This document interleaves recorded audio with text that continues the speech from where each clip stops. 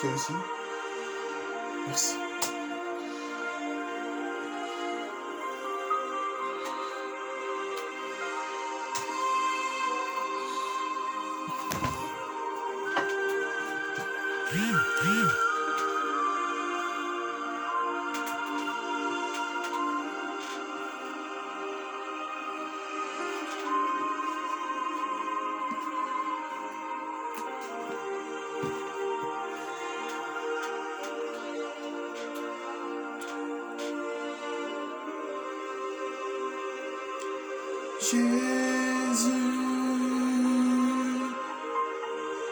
Jésus, oh, Jésus-Christ, Elohim, Yeshua, oh Dieu,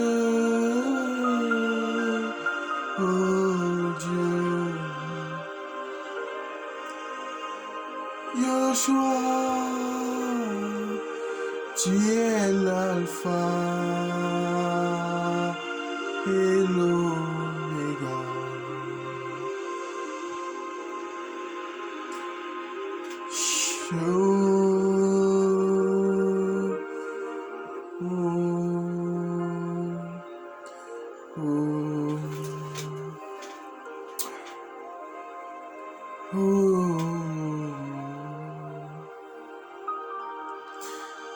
Shalom, shalom, bien-aimés dans le Seigneur. Comme nous avons annoncé, nous allons commencer un enseignement sur le livre de l'Apocalypse, bien-aimés, selon que le Seigneur nous conduira.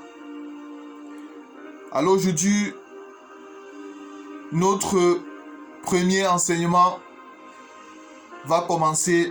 Nous allons, le passage que nous allons exploiter doit se trouver dans l'Apocalypse chapitre 4.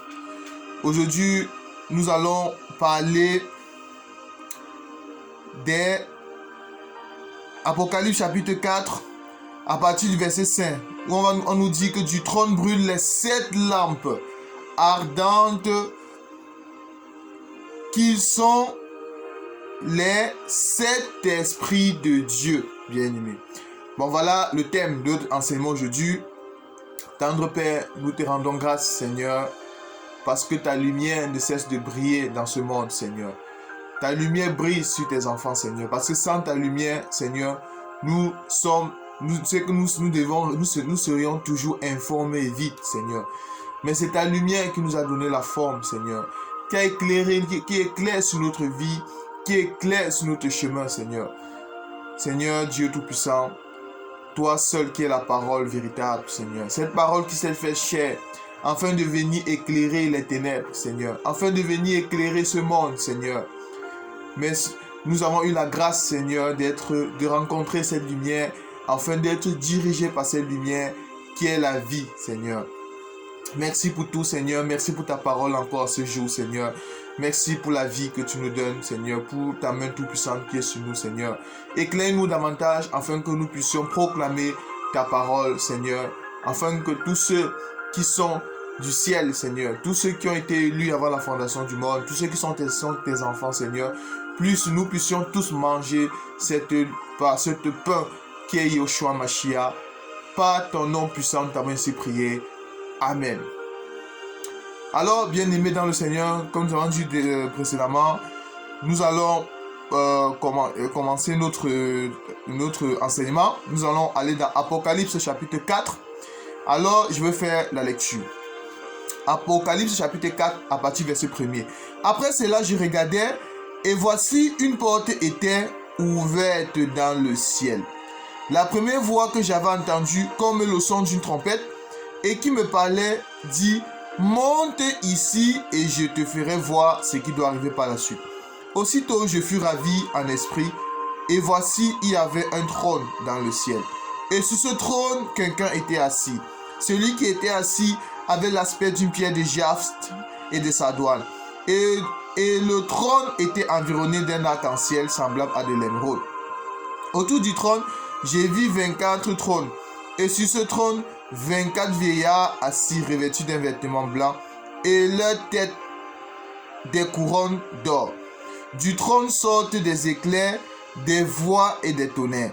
Et devant le trône brûlent 7 lampes ardentes qui sont les 7 esprits de Dieu, bien-aimés. Alors voilà le verset clé que nous allons aujourd'hui exploiter pour comprendre, bien-aimés, parce que il y a beaucoup de personnes qui se posent la question par rapport à ce verset, à savoir comment est-ce que la Bible, la parole de Dieu, nous parle des 7 esprits de Dieu. Est-ce que veut dire les 7 esprits de Dieu, bien-aimés? Nous allons à la lumière des Écritures, par la puissance de notre glorieux roi, grand maître, Seigneur des seigneurs, roi des rois, le Seigneur Jésus-Christ, Yeshua Mashiach, éclairer ce verset. Parce que toute la gloire revient à notre Seigneur Jésus-Christ. Bon, le verset 5 dit que du trône sortent des éclairs, des voix et des tonnerres. Devant le trône brûlent les 7 lampes ardentes qui sont les 7 esprits de Dieu. Bien-aimés dans le Seigneur, vous savez, le livre de l'Apocalypse, c'est un livre qui n'est pas comme les autres. C'est un livre vraiment où il y a beaucoup de symboles dans le livre de l'Apocalypse. L'Apocalypse, comme nous l'avons dit, c'est un livre qui révèle vraiment qui est le Seigneur Yeshua Mashiach. Tout ça, ça commence par révélation du Seigneur Jésus-Christ, bien-aimé. C'est ça l'Apocalypse. Et dans le livre de l'Apocalypse, on va se rendre compte qu'il y a beaucoup de symboles. Au point que si vous n'êtes pas suffisamment conduit par l'Esprit du Seigneur, si vous n'êtes pas enseigné, vous ne pouvez pas comprendre le livre de l'Apocalypse. Le livre de l'Apocalypse, c'est un livre qui ne se lit pas seulement avec le noir sur blanc. Si vous essayez de l'interpréter juste avec le noir sur blanc, tel que c'est écrit, vous aurez beaucoup de difficultés pour comprendre ce livre.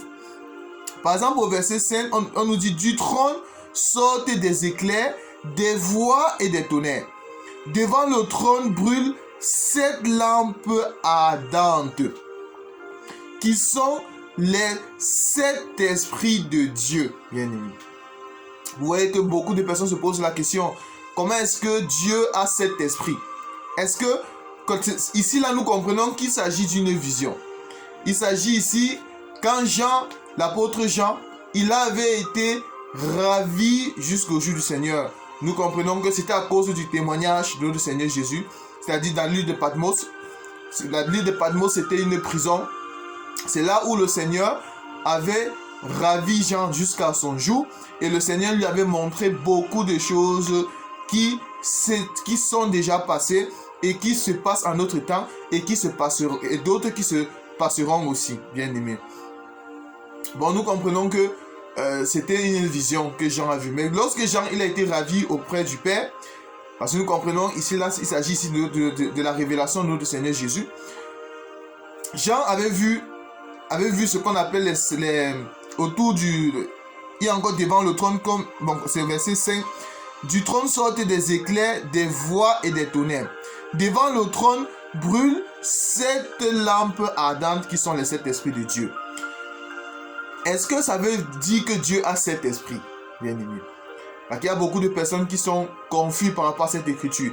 Cette écriture ne veut pas dire que quand on parle des 7 esprits de Dieu, ne voyez pas 1, 2, 3, 4, 5, 6, 7. Non. Ça ne veut pas dire, n'essayons pas d'interpréter ça noir sur blanc. Ça ne veut pas dire que Dieu a 7 esprits. Non. Ça veut tout simplement, ici là, nous allons voir tout à l'heure que ça ne signifie pas 7 esprits. Parce que dans cette écriture, on nous parle des lampes ardentes, qui sont les 7 esprits de Dieu. Si nous prenons par exemple Apocalypse chapitre 5. Apocalypse chapitre 5, à partir du verset 6. Et j'ai vu au milieu du trône des 4 êtres vivants, au milieu des vieillards, un agneau qui était comme immolé.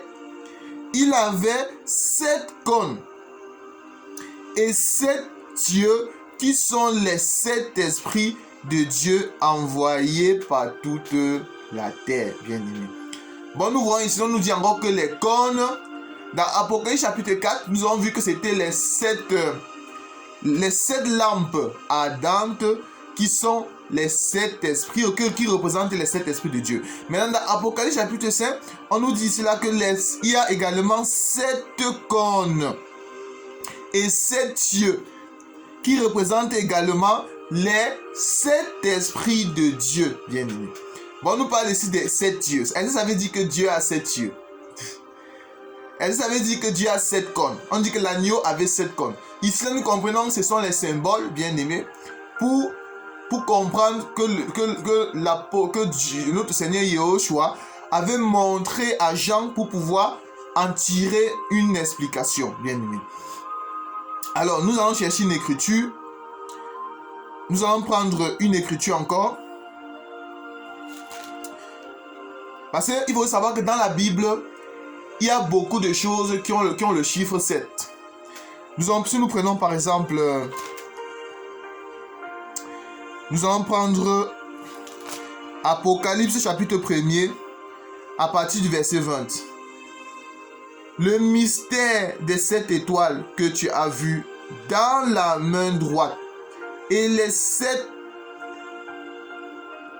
je reprends. Apocalypse chapitre 1 verset 20. Le mystère des 7 étoiles que tu as vu dans ma main droite et des 7 chandeliers d'or. Vous voyez?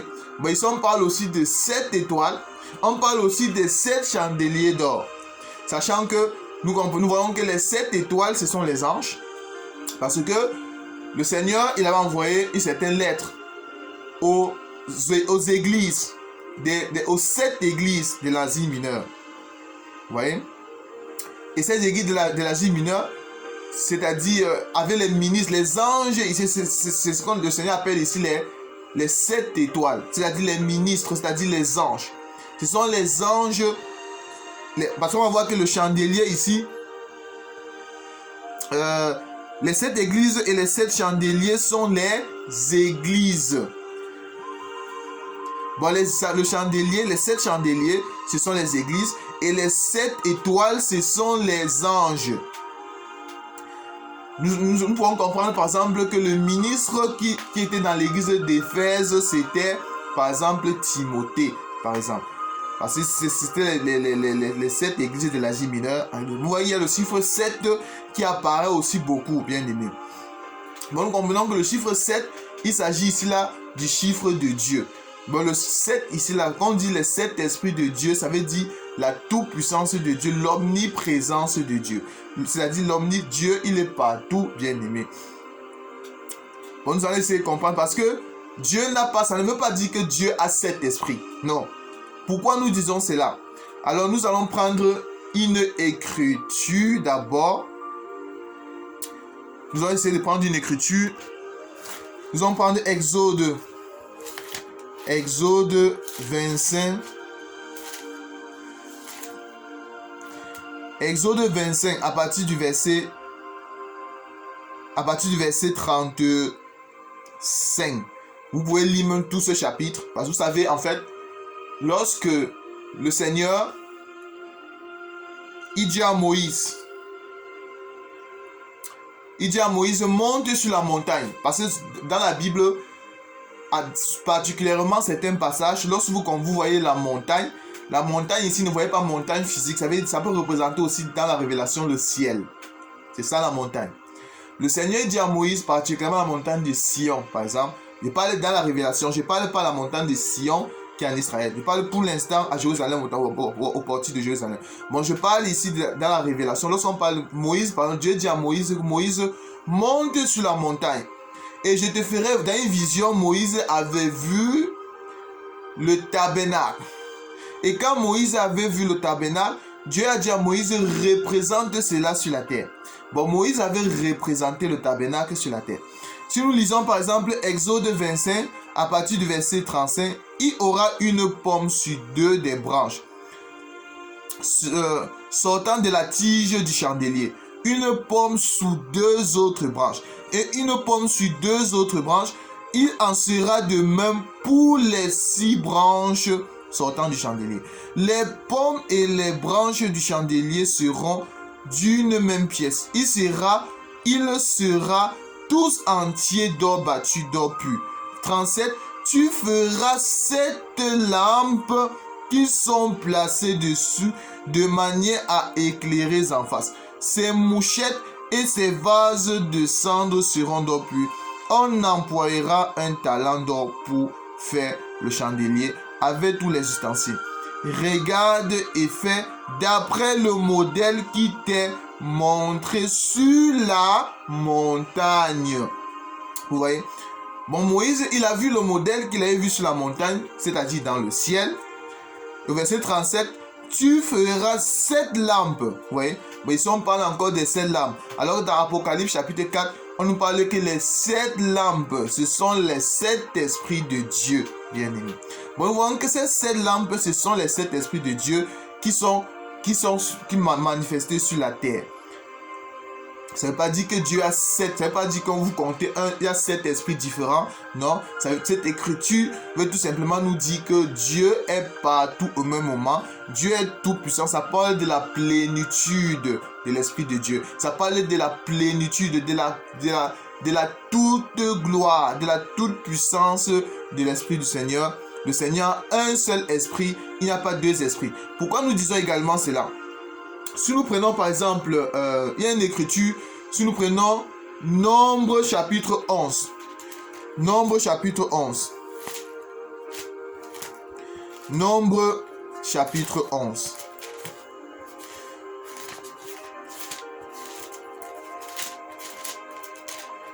Nombre chapitre. Nombre 11. Alors, à partir de quel verset?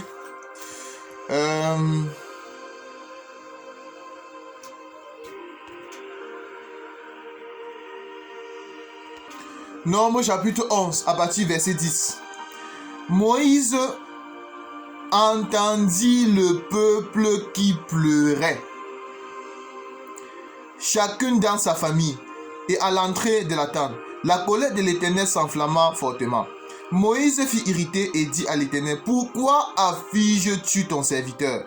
Et pourquoi n'ai-je pas trouvé grâce à tes yeux que tu aies mis sur moi la charge de tout ce peuple? Est-ce moi qui ai conçu ce peuple?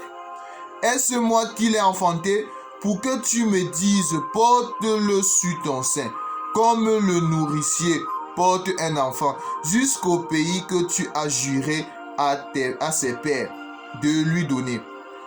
Où prendrai-je la viande pour donner à tout ce peuple? Car il pleure auprès de moi en disant, donne-nous de la viande à manger. Je ne puis pas à moi seul porter tout ce peuple, car il est trop pesant pour moi.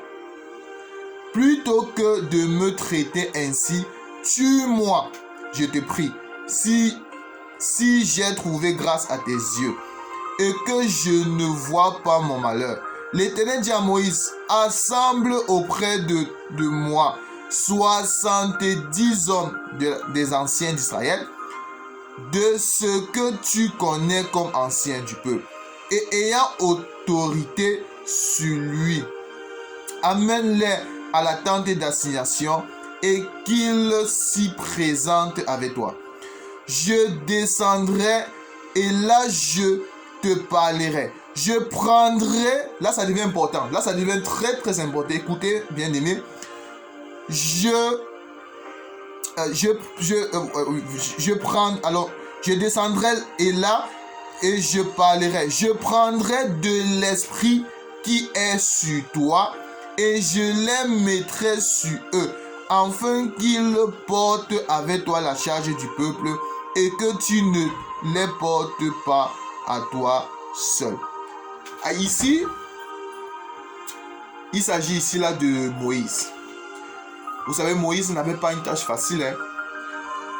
Vous savez, Moïse, c'est lui le libérateur, celui qui était le prophète, en d'autres termes, que le Seigneur avait utilisé pour conduire Israël vers la terre promise. Même si à la fin, il n'est pas entré dans l'explication, bien aimé dans le Seigneur. À un moment, Moïse n'en pouvait plus. Moïse demande à Dieu que Seigneur, pourquoi est-ce que tu m'affiches tout cela? Du coup, Moïse avait demandé au Seigneur, est-ce que c'est mon peuple? N'est-ce pas ton peuple, Seigneur? Est-ce que c'est moi qui ai enfanté ce peuple? C'est pas moi.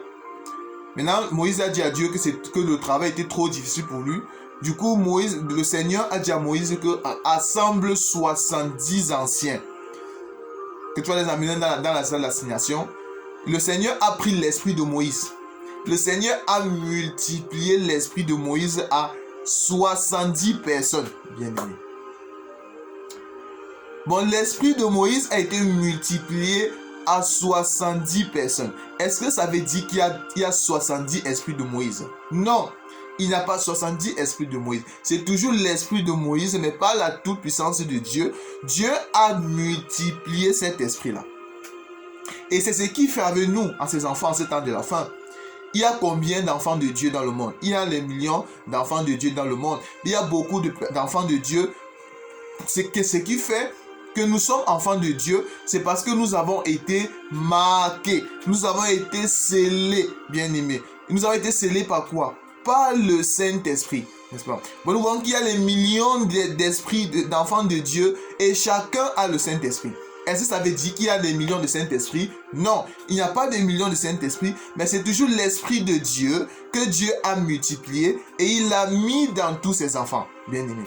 Bon, nous allons toujours donner les Écritures pour montrer que lorsque la Bible parlait des 7 esprits de Dieu, ça ne veut pas dire qu'il y a 1, 2, 3, il n'y a qu'à 7 esprits différents, non, mais c'est toujours l'Esprit de Dieu. Pourquoi?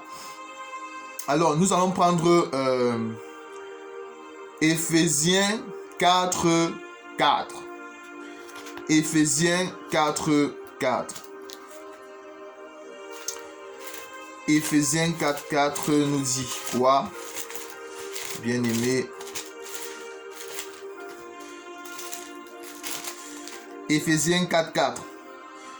Il y a un seul corps, bien-aimé, c'est-à-dire le corps de Christ.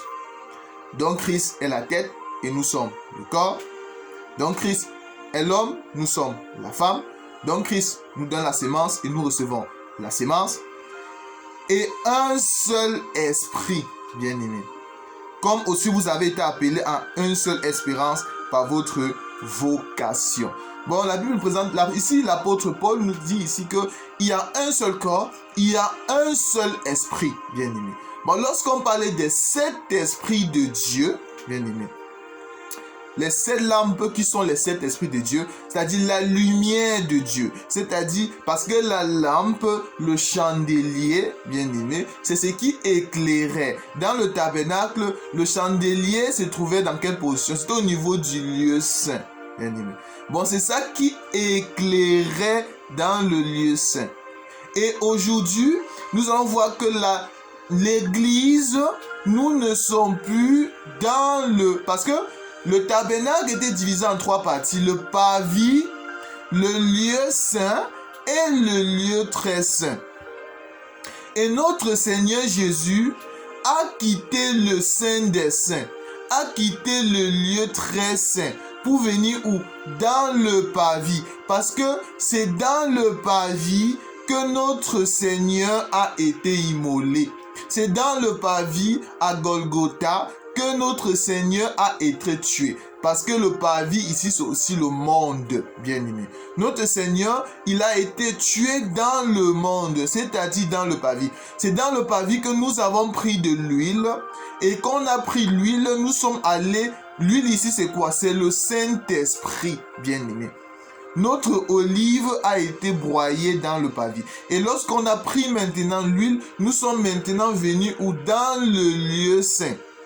C'est dans le lieu saint, maintenant, que maintenant, il y a le chandelier. Le chandelier, la lumière, bien-aimé. Vous avez nous parlé des 7 lampes, bien-aimé. C'est-à-dire, les 7 lampes qui brillent. Dès qu'Apocalypse 4 nous dit, l'Apocalypse nous dit, ça nous présente ici là, devant le trône brûle 7 lampes ardentes. Qui sont les esprits, les 7 esprits de Dieu, bien aimés. Bon, nous comprenons que maintenant, l'église, nous avons l'esprit de Dieu. Bon, les 7 esprits de Dieu là, c'est-à-dire, ça ne représente toujours nous avons dit tout à l'heure, ça représente la plénitude de l'Esprit de Dieu, l'omniprésence de Dieu, l'omnipotence de Dieu, la toute-puissance de Dieu. C'est un seul esprit qui est manifesté dans tous ceux qui sont enfants de Dieu, bien-aimés, tous ceux qui sont dans le lieu saint. Parce que l'Église aujourd'hui, nous attendons le Seigneur, nous n'attendons plus le Seigneur dans le monde, bien-aimés. Nous vivons dans le monde, mais nous ne sommes pas du monde. Bon, nous sommes dans le lieu saint. Et c'est dans le lieu saint maintenant, nous avons pris l'esprit dans le parvis, là où notre Seigneur a été immolé, là où l'agneau a été immolé, bien-aimé. Il a été broyé sur la croix. Nous avons pris, cette olive a été pressée. Nous avons pris maintenant l'huile, le Saint-Esprit. Nous sommes dans le lieu saint, bien-aimé dans le Seigneur. Alors nous allons prendre également, et nous allons voir que le Saint-Esprit, maintenant, il y a maintenant ce qu'on appelle les dons de l'Esprit, bien-aimé. Parce qu'il y a les fruits de l'Esprit, bien-aimé, et il y a les dons de l'Esprit. Vous voyez? C'est deux choses différentes. Les fruits de l'Esprit et les dons de l'Esprit, bien-aimé. Parce que tout enfant de Dieu, celui qui est né de nouveau, les fruits de l'Esprit, on doit voir ça en tout le monde. On peut avoir les mêmes fruits de l'Esprit. Mais par contre, les dons de l'Esprit, c'est pas toujours pareil.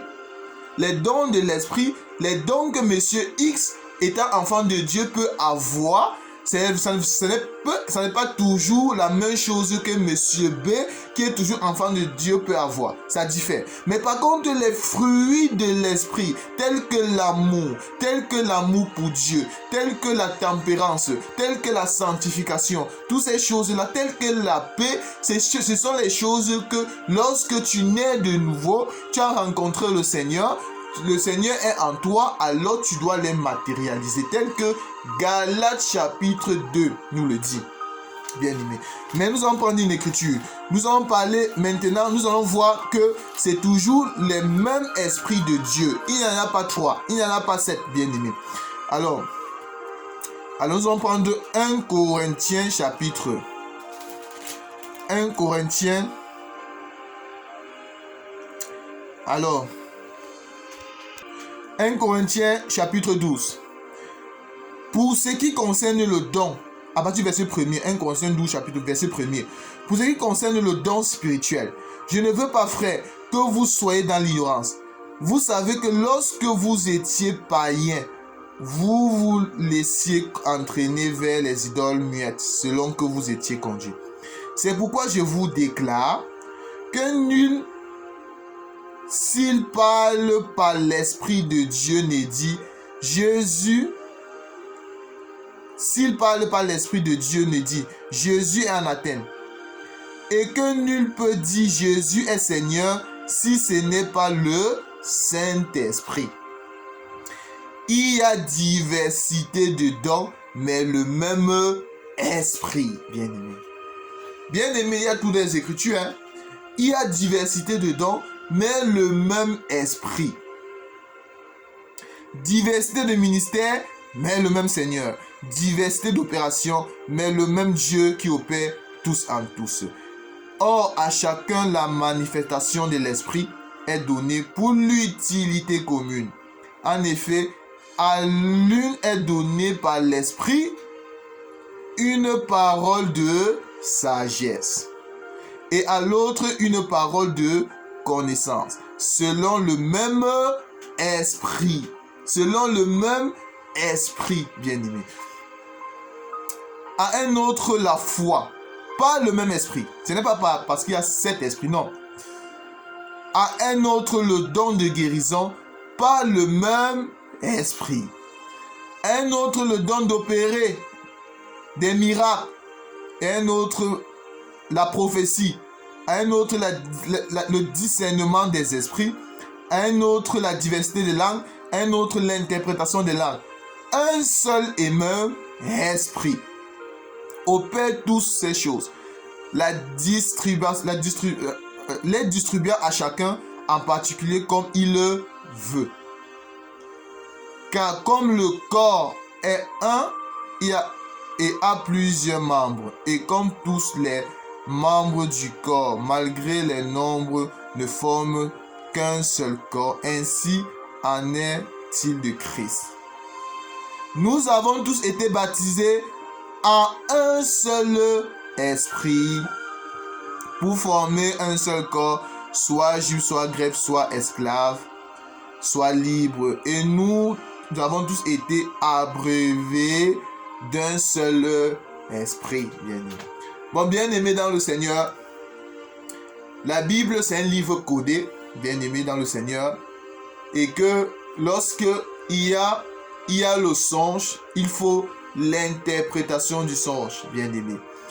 Bon, lorsque la Bible nous dit que devant le trône brûlent 7 lampes ardentes qui sont les 7 esprits de Dieu, également, nous avons vu également que les cornes, également, c'était les 7 cornes, ça représentait les 7 esprits de Dieu.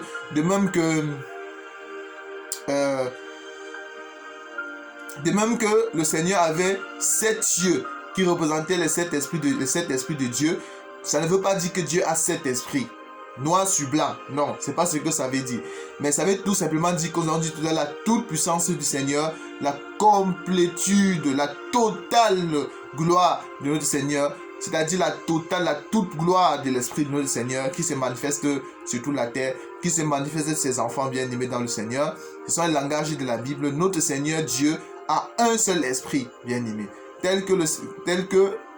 Et c'est cet esprit, bien-aimé, que notre Seigneur Yahushua avait dit à ses disciples. Si nous prenons Jean,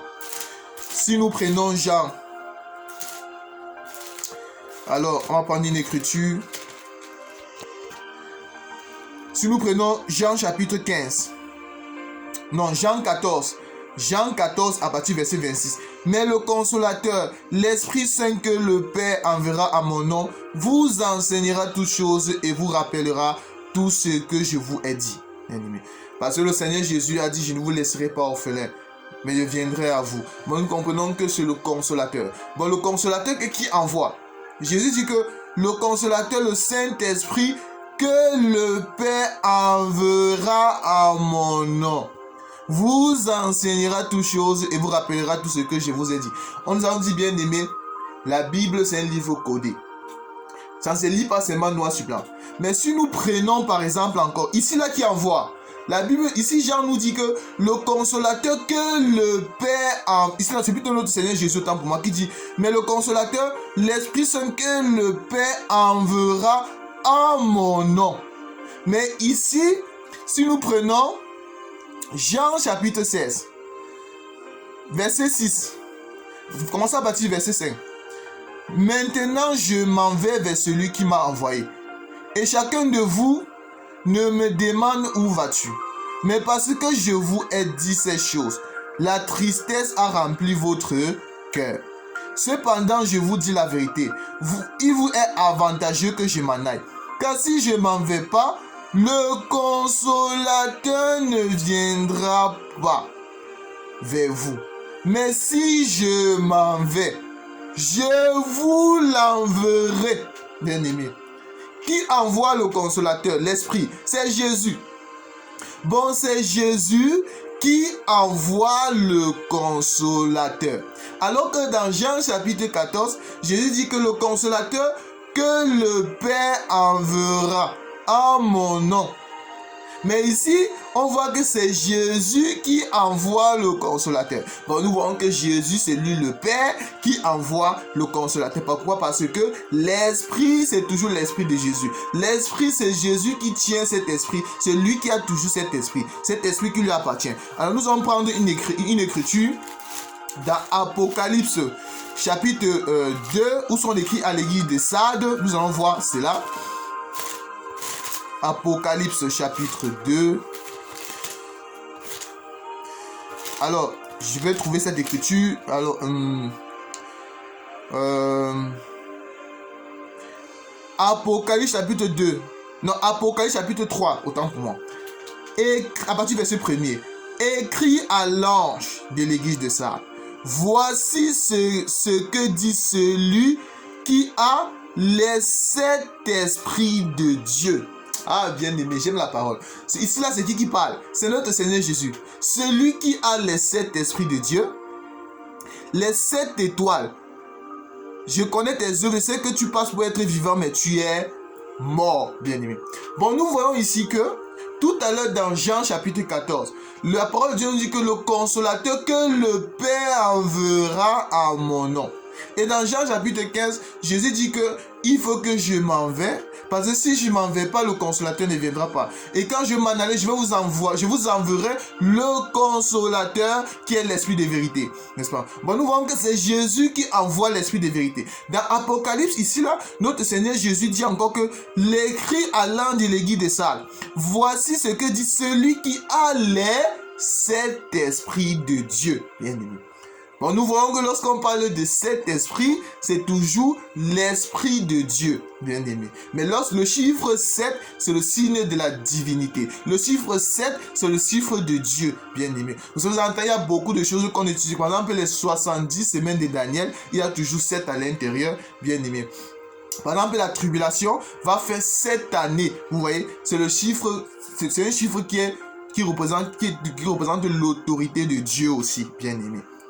Bon, lorsque la Bible nous dit dans Apocalypse chapitre 4, à partir du verset 5, que devant le trône brûlent les 7 lampes ardentes qui sont les 7 esprits de Dieu, bien aimé, ça ne veut pas dire qu'il y a 7 esprits, mais c'est toujours un seul esprit, bien aimé, parce que notre papa a un seul esprit, mais cet esprit est multiplié dans tous ses enfants qu'il adore et qu'il aime dans le monde, tous ces enfants qu'il a connu d'avance avant la fondation du monde, bien aimé.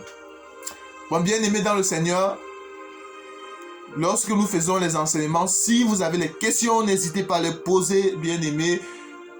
C'est ce qui est important, que la gloire de notre Seigneur Jésus-Christ soit sur vous tous.